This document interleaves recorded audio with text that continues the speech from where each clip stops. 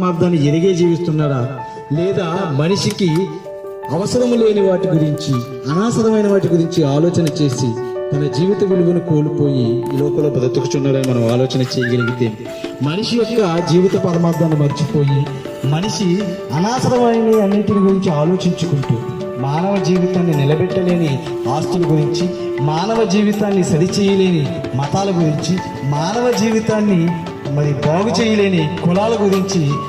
ఈరోజు మనుషులు ఆలోచన చేస్తూ నాది ఆ కులం, నాది ఆ మతం అని చెప్పుకుంటూ బ్రతుకుతున్నారు. కానీ సాటి మనిషిని ప్రేమించాలనే గుణాన్ని కోల్పోయిన ఈ మానవులకి 2000 సంవత్సరాల క్రితం శకపురుషుడు యుగపురుషుడని యేసుక్రీస్తు వారు మనిషి అంటే సాక్షాత్తు దేవుని కుమారుడని, మనమందరము కూడా ఆయన గర్భం నుండి వచ్చిన వారమని, ఆయన ఆత్మలకు తండ్రిని, ఈ లోకంలోని మరలా ఈ లోకం నుండి వెళ్ళిపోయిన మనము ఆయన దగ్గరికి చేరాలని, ఆయన పిల్లలుగా మనము ఉండాలని దేవుడు ఆశిస్తున్నాడని ఎన్నో బోధనలు తెలియజేసింది. ఆలోచన చేయండి ప్రియమైన దేవుని వల్ల. ఆ యేసుక్రీస్తు వారు మనుషులంతా ఒకటేనని, మిమ్మల్ని పొదవారిని ప్రేమించాలని ఈ లోకంలో ఉన్నతమైన బోధనలు కోసం ఆలోచించి ఈరోజు మన స్వార్థం కోసం